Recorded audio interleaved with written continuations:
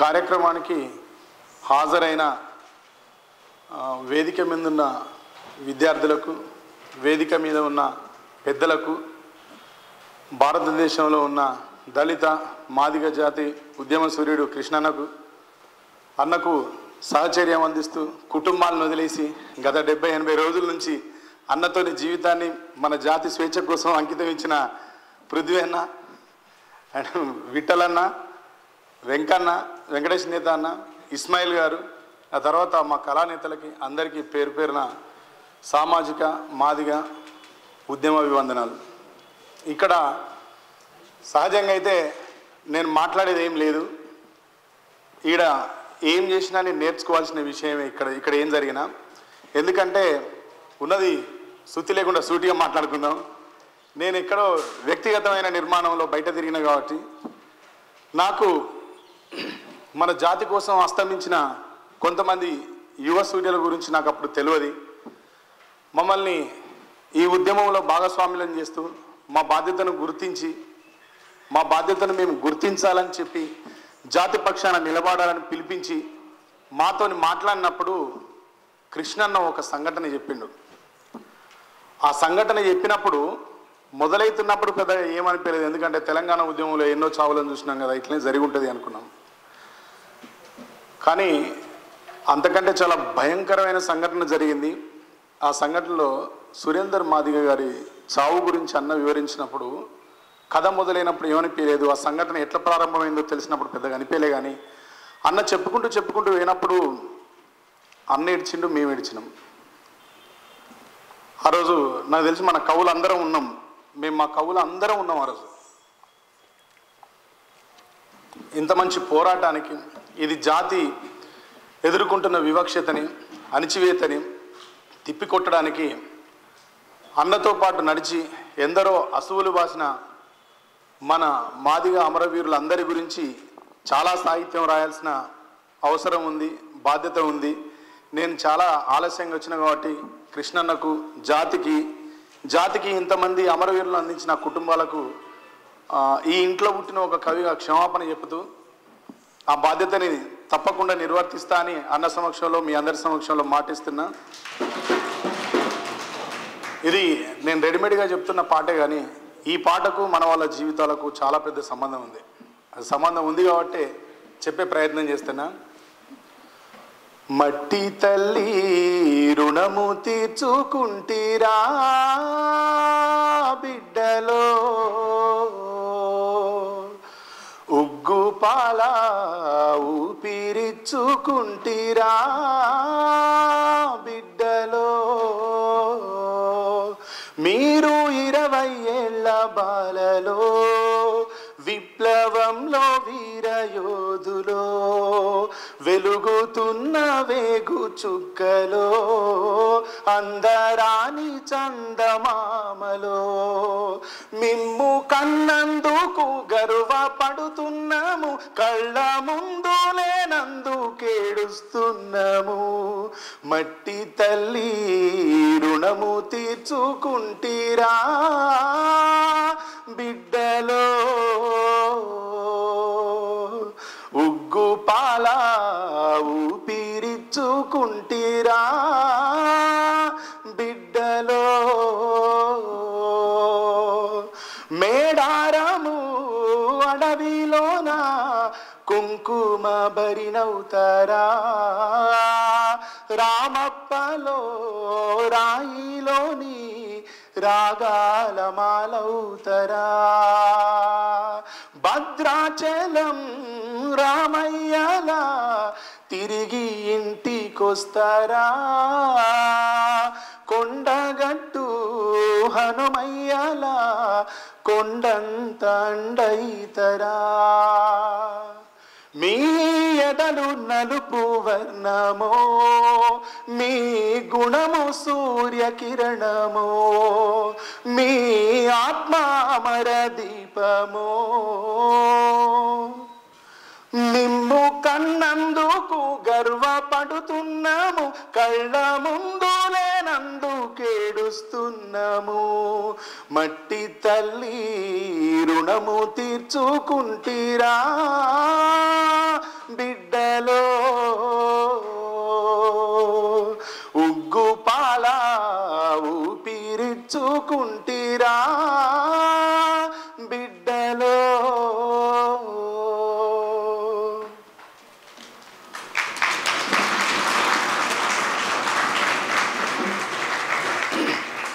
ఈ కార్యక్రమానికి నన్ను భాగస్వామ్యం చేసిన కృష్ణన్నకు, గోవింద్ నరేష్ అన్నకు, ఈ కార్యక్రమాన్ని నడుపుతున్న సభాధ్యక్షులు గౌరవ శ్రీ మంద రాజు గారికి నా ప్రత్యేక కృతజ్ఞతలు తెలియజేస్తున్నా. మీకు అందరికీ ఒక చిన్న మాట గుర్తు చేయాలని నిర్ణయించుకున్నా కాబట్టి చెప్పాలనుకుంటున్నా. నేను పెద్దగా ఏం సమయం తీసుకోను, మీది పర్వాలేదా? మాట్లాడొచ్చు అంటే గట్టిగా ఇట్లా చెప్పండి మరి. సరే అన్న, మీరు తలుసుకుంటే జరగనిది ఏదీ లేదు, జరగబోయేది ఏదైనా మీరు తలుసుకుంటే చాలా ఇమ్మీడియట్గా జరుగుతుంది. ఇంకా కొంచెం తొందరగా జరగడానికి మీ మాట, మీ పని, మీ పోరాటం ఉపయోగపడుతుంది. నాకు తెలిసి దీంట్లో కూర్చున్న వాళ్ళమే ఏ ప్రభుత్వాన్నైనా నిర్మాణం చేసిన వాళ్ళలో మీరు కూడా ఉన్నారు. మీ విద్యార్థి శక్తి కూడా ఉన్నది.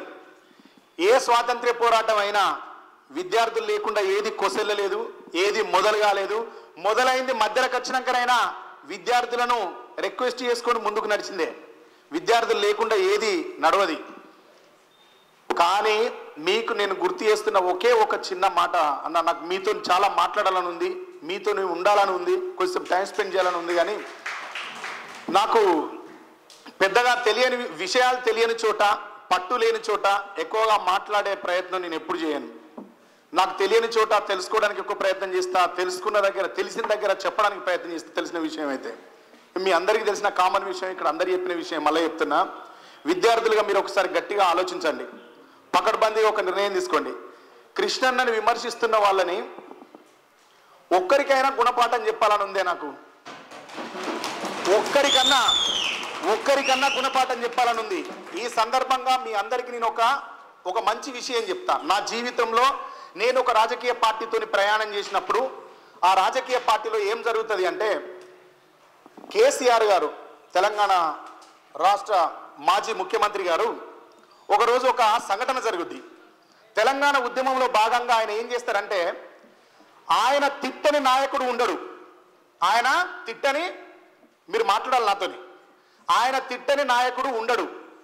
మీరు నాతో అనుసంధానం అయితేనే చెప్తాను ఇది ఎందుకంటే నేను ఇన్స్పైర్ అయిన కదా, మిస్ఫైర్ కాకుండా ఉండాల్సిన విషయం దీంట్లో ఉంది కాబట్టి మీకు చెప్తున్నా. చిన్న షార్ట్ స్టోరీ.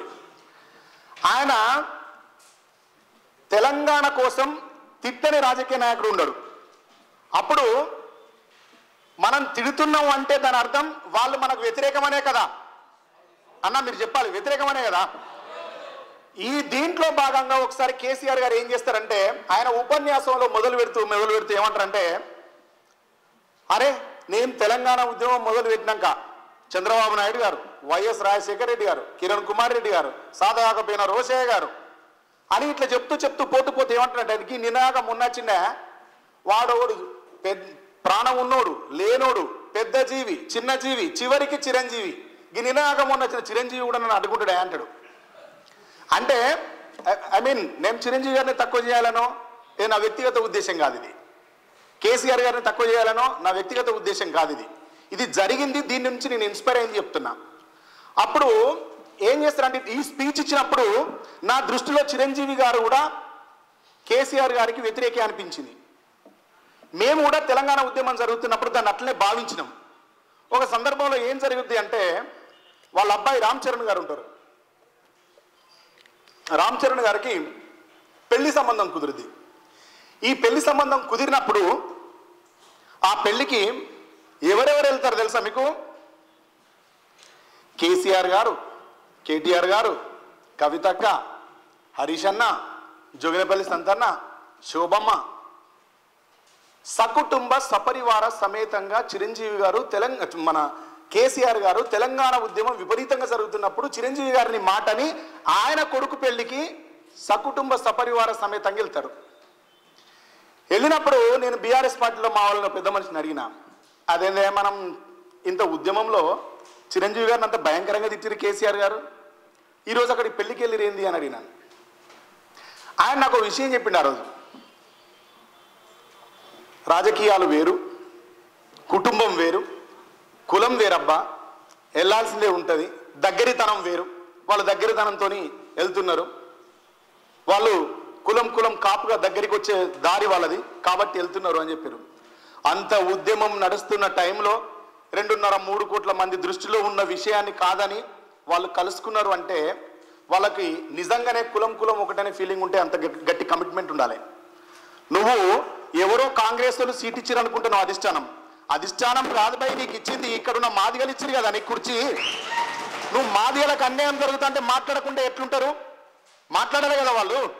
వాళ్ళ లోపల చూసిరా, ఎంతైనా వాళ్ళు ఒకటే మాట మీదకి వచ్చి కులం కట్టు మీద నిలబడి ఉన్నారు వాళ్ళు. కేసీఆర్ గారు కుటుంబంతో వెళ్ళిరు అక్కడికి. అంటే ఇక్కడ కులమే ఉంది భయ్య. నీకు కులం దగ్గరికి వచ్చేసరికి ఏది ఏమున్నా అందరం ఒక్కటి కావాలనే కథ నాకు సారాంశం నాకు దాంట్లో కనబడ్డది. మన వాళ్ళు కృష్ణన్న బ్లెస్సింగ్స్ లేకుండా వేయంటారు అసెంబ్లీకి. అన్న ఈసారి మీకు నేను ఒక రిక్వెస్ట్ పెడుతున్నా అన్న, కృష్ణన్నకి విద్యార్థి శక్తి ముందు ఒక రిక్వెస్ట్ పెడుతున్నా. ఎవడన్నా మీ దగ్గరికి వచ్చి మీ కాళ్ళు పట్టుకొని సీట్ అడిగిన రోజు వాళ్ళు మీ కాళ్ళు మొక్కిన వెంటనే ఆ చెప్పుల జతను తీసి పక్కన పెట్టండి, ఫోటో తీసి పెడదాం సోషల్ మీడియాలో. అట్లా మీరు ఎన్ని జతలు మారవాల్సి వస్తుందో తెలుస్తుంది. చెప్పుల జత చెప్పుతే రేపు ఆ స్టోరీ. ఎక్కడున్నాం భయ్యా మనం? ఇంత పెద్ద అభివృద్ధి ఏ వచ్చిన ప్రపంచంలో మనం కులం గురించి మాట్లాడుకోవడానికి ఇంకా సిగ్గుపడతారా వాళ్ళు? ఇంకా చెప్పుకోవడానికి పదవుల కోసం ఆగిపోతారా? ఒక్కడు రోడ్ల మీద గిన్నెలు నిలబడతాడా? 14 ఏళ్ళు పోరాడితే తెలంగాణ వచ్చిందా? 10 జిల్లాలకు స్వాతంత్రం వచ్చింది, 3.5 కోట్ల మందికి స్వాతంత్రం వచ్చింది. ఇక్కడ ఉన్న 30 లక్షల మంది 32 లక్షల మందికి స్వాతంత్రం తేవడానికి లక్షకు ఒకటి చొప్పున 30 ఏళ్ళ నుంచి పోరాటం చేస్తారా ఒక్కడు? ఎక్కడున్నారా రాజకీయ నాయకులంతా? ఏం మాట్లాడతారా మీరంతా? ఏం చేస్తారు? ఇప్పటికీ పదవుల్ని వదిలి రండి, ఏమైతే మిమ్మల్ని గెలిపారా వీళ్ళంతా? కులం లేకుంటే మీరు అక్కడ దాకా పోయిందా? ఒక్కడు పోరాడుతూ ఉంటే వీళ్ళు మాత్రం కుర్చీలలో కూర్చొని ఉంటారబ్బా. ఒక్కరికన్నా గుణపాఠం చెప్పాలి తమ్మి, మనం ఒక్కరికన్నా పాఠం చెప్పాలి, ఒక్కరికన్నా పాఠం చెప్పాలని కోరుకుంటూ ఈ వేదిక మీద మాట్లాడే అవకాశాన్ని కల్పించిన పెద్దలందరికీ పేరు పేరు నా కృతజ్ఞతలు తెలియజేస్తూ సెలవు తీసుకుంటున్నా. మళ్ళీ కలుసుకుందాం భయ్య. నాకు ఒక క్లాస్ ఉంది, లేకపోతే ఇక్కడనే కూర్చుంటూని కృష్ణన్నను కలిసిన తర్వాత మీకు ఇది నోటెడ్, ఇప్పుడే మీరు రికార్డ్ చేసి పెట్టుకోండి, దీన్ని మీ మైండ్లో రికార్డ్ చేసుకుని ఫోన్లో చేసుకొని చెప్తున్నా. కృష్ణన్నను కలిసిన తర్వాత ఈ 80 రోజుల్లో నేను ఒక సినిమాకు కూడా పాట రాసి ధైర్యం చేయలే. ఎందుకు చేయలేదు అంటే అన్న మా భుజాల మీద ఒక బరువును పెట్టిండు. పెట్టిన తర్వాత ఆ బరువు భుజస్కంధాల మీద అన్న పెట్టిన బరువు అది పల్లకి అయ్యేంత వరదాకా అన్నెంబడే ఉండాలి. దాన్ని బరువుగా భావించే ప్రసక్తి లేదు. కాబట్టి నేను ఏ సినిమాను కమిట్ కాలేదు. కానీ ఉద్యమంలోకి అన్న దగ్గర రావడానికి ముందు ఒక సినిమా కమిట్ అయినా. ఆ సినిమా కమిట్ అయిన తర్వాత పాపం వేణు ఉడుగుల గారు, ఇప్పుడున్న విరాట పర్వం ఫిలిం వచ్చింది కదా, ఆ సినిమా దర్శకుడు ప్రొడ్యూస్ చేసిండు. మొట్టమొదటిసారి ఆయన కూడా ఒక దళిత కథను తీసుకొని సినిమా చేసిరు. ఆయన దాంట్లో చాలా మంచి కథ, చాలా మంచి సినిమా. దాంట్లో ఒక సందర్భానికి పాట రాయాల్సి వచ్చింది.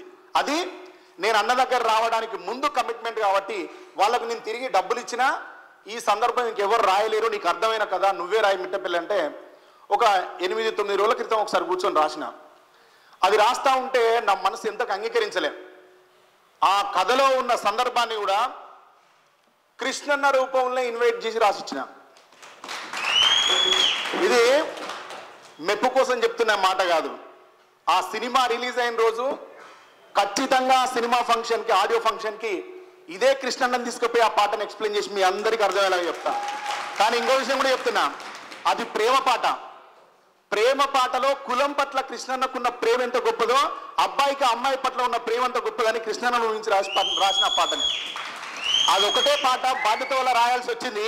కానీ ఈ బాధ్యత పూర్తయ్యేంత వరకు ఇంకా ఏ సినిమా కూడా కమిట్ అవ్వను. Thank you so much. ఈ తమ్ముడు ఒక పాట అంటండి, ఈ అన్న ఒక పాట అంటండి, ఏం పాట పాడాలి చెప్పండి. ఇక్కడనైతే ఏమన్నా వాడుకుంటే మన అమరవీరుల గురించి వాడుకోవాలి, మన ఉద్యమం గురించి వాడుకోవాలి. కానీ నేను వేరే ఏం పాట పాడాలి చెప్పండి.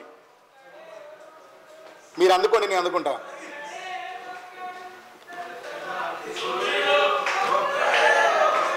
గట్టిగా,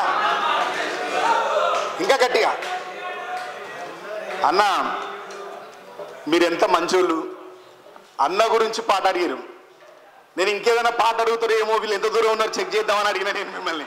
నేను యాక్చువల్గా అదే పాట పాడాలి.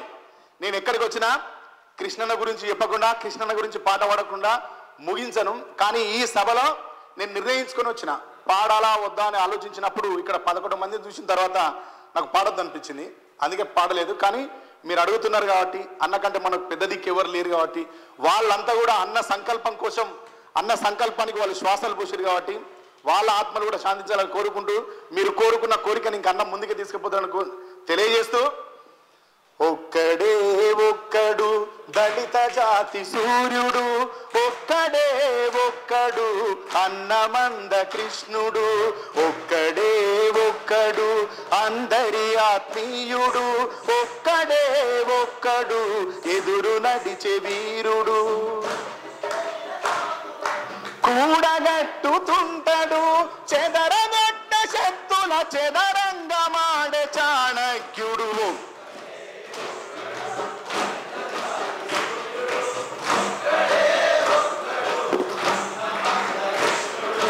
ఒక్కడే ఒక్కడు అందరి ఆత్మీయుడు, ఒక్కడే ఒక్కడు ఎదురు నడిచే వీరుడు.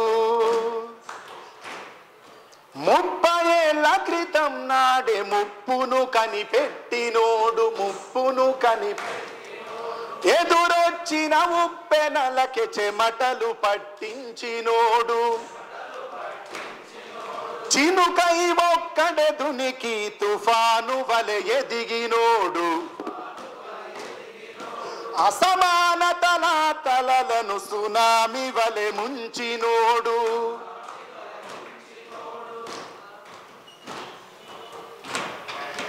లెక్కలేని రాబందుల రెక్కలు తెగ నరికినేడు, వర్గీకరణ వాటా లెక్క తేల్చుతున్నవాడు, ఒక్కడే ఒక్కడు దళిత జాతి సూర్యుడు, ఒక్కడే ఒక్కడు అన్నమంద కృష్ణుడు, ఒక్కడే ఒక్కడు అందరి ఆత్మీయుడు, ఒక్కడే ఒక్కడు ఎదురు నడిచే వీరుడు, మనువాదులనెదిరించిన మరో జాంబవంతుడు.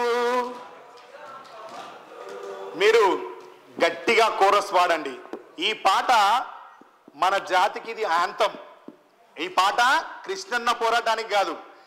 కృష్ణన్న లాగా ఎక్కడ పదవులు ఆశించకుండా, కృష్ణన్న లాగా ఎక్కడ మూటలు ఆశించకుండా, కృష్ణన్న లాగా బ్యాక్ ఎండ్ లో సూట్ కేసులు ఎత్తుకోకుండా ఉన్న నాయకుని చూపెట్టగలుగుతారా? మీరు చూపెట్టగలుగుతారా? ఈ సమాజం చూపెట్టలేరు కాబట్టే సమాజం మొత్తం ఇట్లా కుడి ఎడవల నిలబడి ఉన్నది కృష్ణన్న కోసం, మన కోసం. మీరు కోరస్ గట్టిగా వాడాలి. మనువాదులనెదిరించిన మరో జాంబవంతుడు, అహంకార కోటలను కూల్చిన హనుమంతుడు, రాజ్యంతో రాజీ పడి ఏనాడు బతకనోడు, తల ఎత్తుకు బతుకుటలు నింగి తనకు సాటి రాదు, వర్గవర్ణ భేదాలకు ఉరితాళ్లను బిగించాడు, కుల పోరుకు పలు రకాల రాజ్యాంగం రచించాడు, ఒక్కడే ఒక్కడు దళిత జాతి సూర్యుడు, ఒక్కడే ఒక్కడు అందరి ఆత్మీయుడు, ఒక్కడే ఒక్కడు అందరి ఆత్మీయుడు, ఒక్కడే ఒక్కడు ఎదురు నడిచే సూర్యుడు. కరెక్టే పాడినా? ఎదురు నడిచే సూర్యుడు అని చెప్పిన నేను.